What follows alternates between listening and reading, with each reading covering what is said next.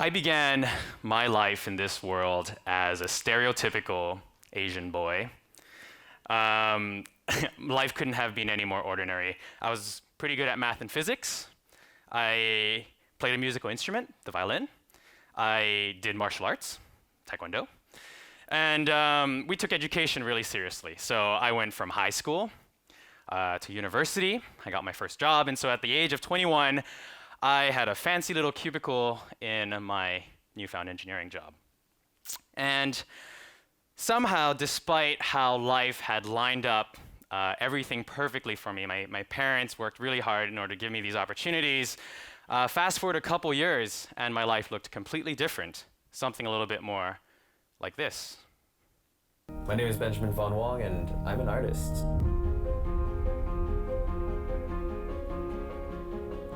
I like to think of my photography as something epic, something larger than life. It takes a vision and it exaggerates it so that you can't tell the difference between what's real and what's fake. I take a concept and I transform it into reality. I mean, I don't just take the pictures, I conceptualize, I design them, I create them, I build them up. It starts off with a base concept, it starts off with an idea, and it slowly builds up based on the constraints that you have available. It's all about finding solutions to make something that is seemingly impossible and making it to something that is better than reality. I think that people see photography as clicking a button, getting the lighting right, getting the composition right, but it's so much more than that. Being able to connect with people is so important, and it shows in the final results. If they understand the story that you're trying to tell, then suddenly they can translate that emotion and making the image that much more powerful. I think that photos can transport people into another universe, into another world, and it becomes, a story. And people try to figure it out. They want to understand what's going on. And that just makes it magical. I think that if you start doing the things that you love and you start sharing the things that you love, then sooner or later people start hiring you to do the things that you love. For your passion, for your vision, for what makes you unique. And because you're the only person that can do whatever that thing is, because you love it so much. My name is Benjamin Von Wong, and I am a creative. So hello, everyone. As you can see, my name is Benjamin Von Wong, and today I would like to share with you guys a journey that I have from ordinary, stereotypical Asian guy to photographer extraordinaire. I began photography in November 2007. I was working in a mine in Winnemucca, Nevada, when a girl broke up with me. And I was in a situation where I just had to find something to do with my life, anything. And I thought that the stars were pretty, why not take pictures of them? And I knew nothing about photography. To give you guys an idea, I bought 3 cameras and returned 2 of them in the span of 10 days because I didn't know what I was supposed to buy in order to take a photo. But I eventually did manage to take one, and it's this one right back here. And that kind of kickstarted my journey. I didn't really know what to do with my photography, but I knew that I enjoyed it. So I went around and I took pictures of everything. From places, animals, people, didn't really matter. I just went out there and had a great time. Tried to learn everything that I possibly could about photography. ISO, shutter speed, aperture, composition, all those basic tools, just to have a good time and figure out what could possibly happen next. And somehow, after 1 year, I had taken 50,000 ordinary photos and not one single extraordinary one. And it was something that was really frustrating to me because I really wanted to create work that people would like, something that was different, something that would stand out. But no matter how hard I tried, it just didn't quite seem to line up. Thankfully, I'm quite stubborn, so I just kept at it. I kept going to different events, kept meeting new people, hoping that one day I would figure out what that one thing was. And this one time, I went to an event, and it was one of these classic photography events where a whole group of photographers all lined up, pointing their camera at the exact same model, taking the same photo from a slightly different angle. And I was there, and someone passed over this thing called a flash trigger. He passed me a trigger, and he said, "Hey, do you want to give this a shot?" And I was like, "What is it?" He's like, "Just try it." So put it on my camera, popped it, and pressed the button. And out of a sudden, this boring white studio had transformed into something completely different. It was a brand new world to me. Suddenly there was color, there was texture, there was drama. It was amazing. And the best part about it was that no one around me, even though we were all taking the same photo, had the same image. Like, I finally had something that was different. And so, of course, I opened up the wallet and went shopping. And I ended up buying a group of these flashes. And then suddenly, new worlds started opening to me. I could create things that were fantastical. I could make something grungy. I could make something fairy tale-like, all by just placing lights in a completely different way. And so that, to me, was absolutely phenomenal. And I didn't know it at the time, but that one single discovery is what really put me on that path to creating extraordinary work. It took me 50,000 tries to figure out what that thing was, but it just happened. One flash away. And so, with my newfound superpowers, I set out to conquer the world and figure out what possibly amazing work could I do. And it's quite hard to convince people to model for you when you don't know how to use your own equipment, so I started off using myself. And I figured that no one would like to see a boring Asian dude with nice lighting, so I started to give myself some different powers by playing around with Photoshop. So combining lighting and Photoshop, I gave myself a second head coming out through my chest. I cloned myself all over the place, and I would go out, freeze in the middle of the night in order to take some random Milky Way photos. And then along the way, something interesting started to happen. It started to become a lot more easy to get other people to participate in my little escapades. Friends would come and participate, other models would come and participate, and so we went on these little adventures together, going out and trying to make the world around us into something interesting. And I didn't have access to very much at the time. I mean, I was living in the city, I had a day job, and so we would just go around trying to find out how to make the ordinary into something more extraordinary. And so simple things like an excavator, like a graffiti, a wall of graffiti, or even a tool shed became our playgrounds in order to make things interesting. And how we did it was through lighting, through costumes, through makeup, through a little bit of imagination. And eventually I started getting bored. I felt like I had already explored the world around me, and I wanted to try and figure out something else. And so I turned to practical effects. I bought some liquid latex on eBay, and we slathered it all over a model, and I asked her to rip her own face off. And so we had this venom kind of an effect. We rented out a studio. We got a bunch of flour, tossed it everywhere, completely ruined the studio, but ended up with some gorgeous images. And I went to a local ice cream store and got some dry ice in order to transform an ordinary pond in a small little backyard into something a little bit more exotic. And before I knew it, all of these things started coming together in order to create a single extraordinary image. And so this was a photo of a loading dock, nothing exciting, but with a little bit of lighting, we added a little bit of greens in the background, a little bit of blues on the extremities, cinematic lighting on the subjects that we were capturing. Using Photoshop techniques, these composites, bringing additional characters and actioning, using practical effects, the smoke, the exploding fluorescent tubes, all coming together for one single image.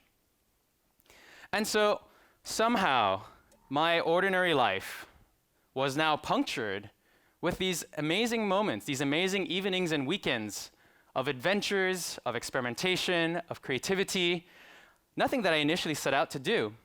And so there's something really curious that happens when you set out to experiment and try. Just by trying to be a little bit more extraordinary, your life in itself gets dragged along with it. It doesn't have a choice. And that, of course, comes with a little downside. From time to time, you end up with failures. And so here I would like to give you a quick little story of the first time I tried to light a person on fire. So it turns out that lighting a person on fire is not that easy to do. The first time I tried to light my friend on fire, we had a bunch of security people, we had Nomex, we had the safety, we built everything up. We're shooting in the middle of a backyard, and for some reason, he just wouldn't burn. There's nothing we could do. He wouldn't light on fire. And it was quite frustrating at the time. We didn't know, was it the weather? Was it because we had decided to do the shoot in December in Montreal? Or was it because there was too much wind? Was it because we used the wrong fuel? We didn't really know what happened, but at the end of it, there were no good photos from it. And so rather than sit back, I took the opportunity to try it one more time. I said, well, okay, Maybe if we found a place that was a little bit more sheltered, it would be different. And if we're going to do it again, I might as well make it more spectacular. Why try to do the same thing another time? So I found a motorcycle, and I found a stuntman. And I thought it would be a good idea to have a flaming stuntman on a motorcycle. So we tried it one more time. I think this was 2 weeks later, and it turned out to be yet another failure. Once again, we thought we had taken the proper precautions. We had set up our lighting, we had set everything up, but our dear stuntman just wouldn't burn. And so what did I do? Well, I ended up in the classic situation of fake it until you make it, because that's just what you have to do. So as a result of these crazy little adventures, videos were made, and for some reason, these videos of my failures to light a person on fire went viral. And so I had a Vimeo staff pic, it went on Gizmodo, all this stuff of my worst photo shoot that I had ever done. And it was being spread everywhere, and I was horrified at the entire experience. But one good thing happened out of it, and that was that somebody left a comment on the video and said, "Cute photos, dude, but your firework kind of sucks." And I was like, oh, this guy knows what he's talking about. Amazing. Who is he? So I started stalking him. Turns out he's a pyrotechnician out of France, and he did a lot of things like this, and I was like, oh, checked him out. His work was amazing. I said, we need to work together. And he's like, yeah, let me know when you're in France, and we'll work together. And so it just so happens that this was a time in my life where I decided that I was going to quit my job. I was getting bored of being an engineer. And so I hit him up a couple months later and said, dude, remember me? Let's light a person on fire. And so we did.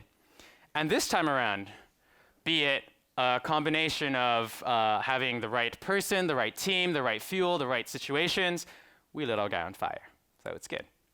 And then once I found this guy, it was creativity galore, and I started creating some of my most iconic imagery. This was taken up in France. It was midnight. We were walking around looking for a cool place to shoot. We found this little church that was about 50 meters away from a fire station, and we rolled out these 10-meter-long Kevlar ropes of fire, tied them up, had the guy breathe fire vertically up, and took this amazing image, which is one of my favorites today.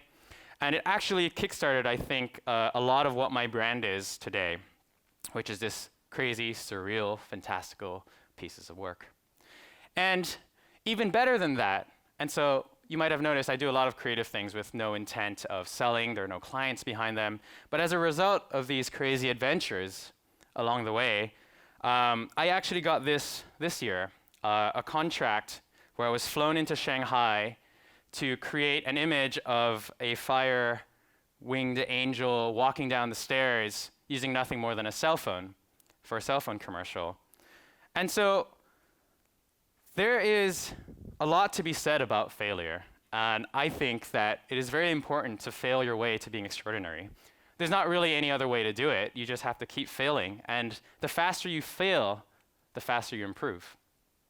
Another side benefit of this experience for me was realizing and learning that failure is, the acceptance of failure is a really amazing thing, because once you aren't scared of it anymore, you start seeing opportunity everywhere.